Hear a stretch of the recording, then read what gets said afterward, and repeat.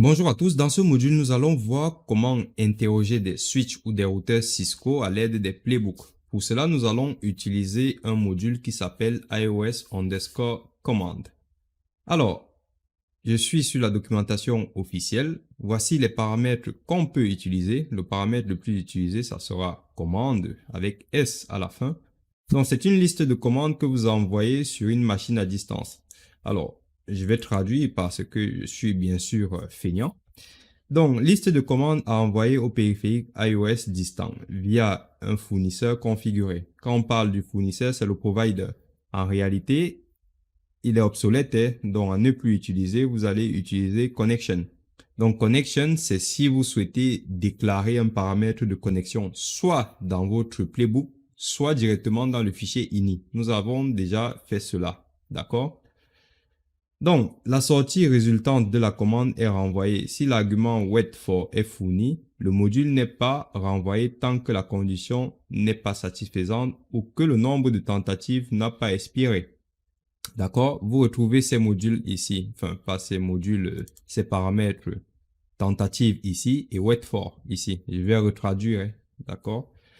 Donc, ça signifie que vous pouvez mettre des délais d'attente. Hein, vous pouvez mettre des conditions. Et ça, c'est d'ailleurs bien. Pourquoi? Parce que si vous êtes dans un parc où il y a beaucoup de machines, vous imaginez que si vous lancez une requête, bien sûr, il faut un temps d'attente pour que la requête puisse être exécutée sur toutes les machines.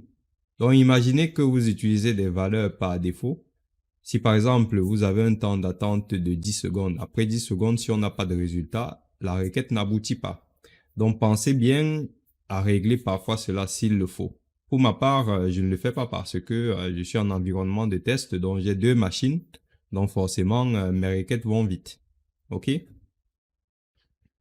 Alors, il est possible de lancer des commandes sur une machine et si cette machine veut vous répondre via un prompt, vous allez devoir ajouter certains paramètres.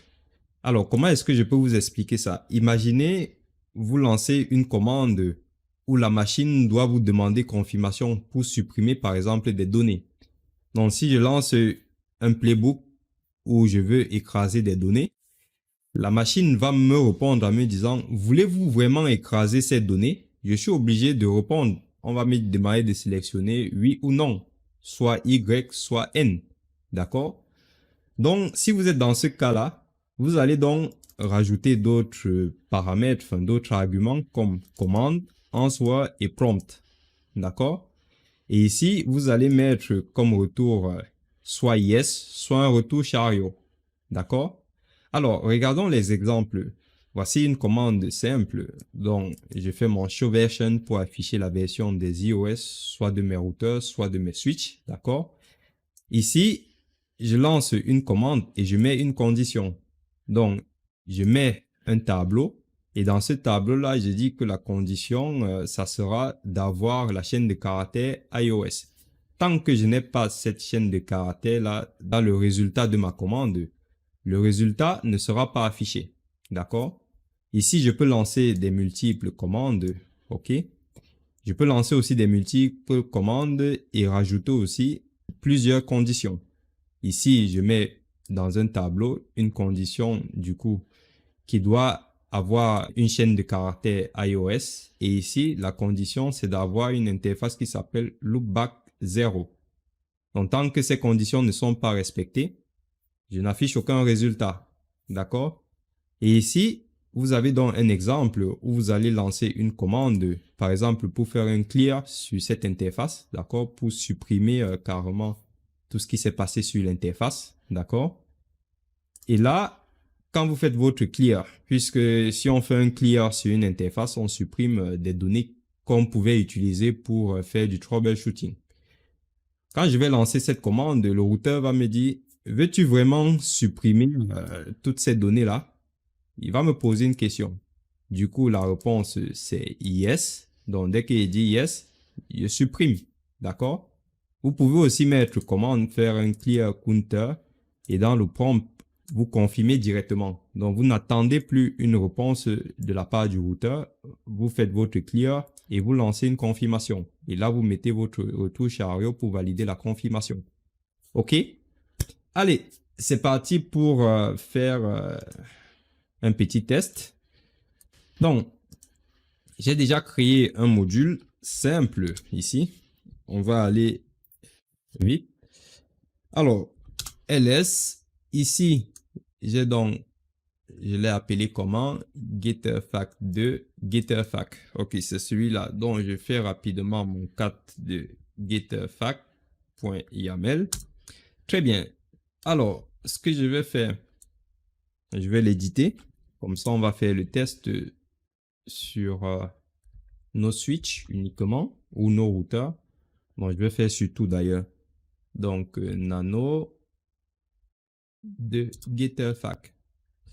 Donc, je viens ici, je mets la switch. Alors, essayez de mettre, on va dire, vos descriptions en anglais, même s'il faut aller sur Internet faire vos traductions. Parce que, en fait, lorsque vous êtes sur des prompts comme ça, il y a des accents qui ne sont pas acceptés. Les accents ne sont pas généralement acceptés. Et c'est souvent moche de mettre une description et de ne pas mettre des accents. Ça fait comme si on ne sait pas écrire français, quoi. D'accord? Donc, le mieux, c'est de mettre, si vous pouvez mettre vos descriptions en anglais, voilà. C'est aussi une façon d'apprendre aussi l'anglais. OK? Donc, voilà, j'ai rajouté quelques commandes, dont un show run pipe include. Vous connaissez bien ces commandes-là. Un show IP interface brief. Et ensuite, je fais mon registre. Pour rappel, registre, c'est une keyword qui permet de stocker des valeurs retour. Il n'affiche pas le résultat, il stocke. Vous avez un module qui s'appelle debug qui affiche le résultat. Soit vous utilisez var pour afficher le résultat d'une variable, soit vous affichez le message et dans ce cas, vous avez une autre façon de déclarer votre variable que vous souhaitez afficher. Ça sera les accolades, les guillemets, les accolades pour afficher ce résultat-là. D'accord? On a fait ça précédemment. Donc ici, quand j'utilise var, je dois appeler la variable que j'ai déclarée ici. D'accord? Pour message, c'est différent. Donc, je vous recommande d'aller regarder ce module-là. Alors, j'ai fait juste une petite modification. Je vais lancer mes commandes sur R1, R2, S2 et S1. Donc, ce sont les machines qui sont allumées ici. S1, R2, S2 et R1. OK? Voilà, je valide mon fichier. Et du coup, je vais faire un Ansible de playbook getterfac. D'accord? C'est le bon playbook. Je fais entrer.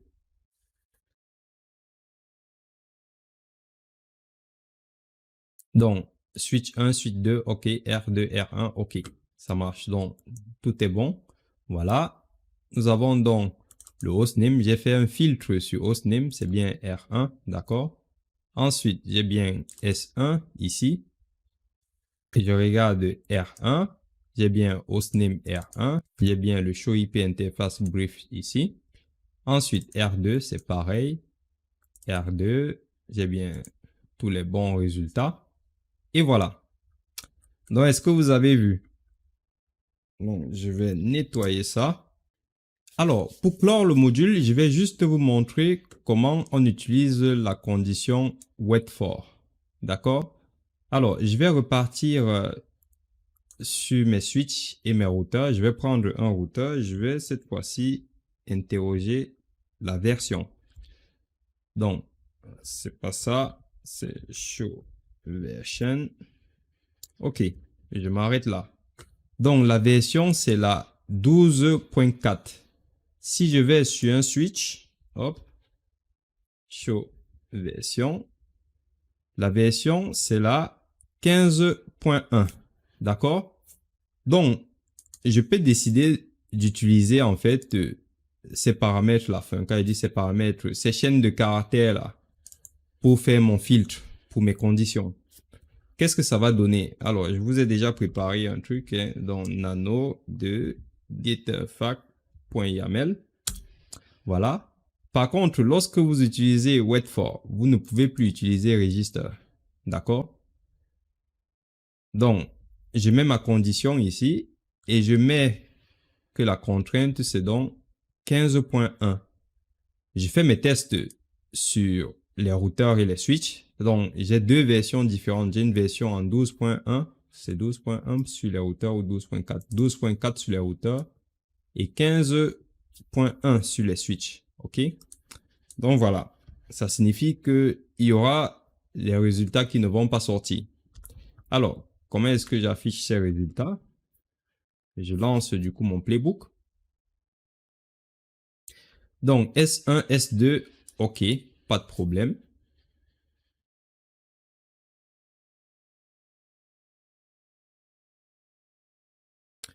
On attend les routeurs. Voilà, R1, R2, j'ai des fails. Pourquoi? Parce qu'ils ne respectent pas cette condition. Donc, ça veut dire que sur S1, S2, les versions sont bien en 15.1. Voilà. Donc, voilà comment vous allez faire vos filtres. Ça veut dire que vous pouvez taper n'importe quelle ligne de commande que vous souhaitez sur un switch ou sur un routeur. Si je tape par exemple un show IP interface brief ou bon, si je fais show IP interface brief, voilà, je peux aller prendre comme condition une assign, d'accord, ou un set. OK? Ce sont des conditions. Donc voilà un peu comment vous allez faire vos filtres en utilisant la condition wait for. OK? Donc, merci d'avoir suivi ce module. Si vous avez des questions, n'hésitez pas à me les poser. Si vous avez des remarques, n'hésitez pas à me les remonter. Et moi, je vous dis à tout de suite pour poursuivre notre formation. Merci.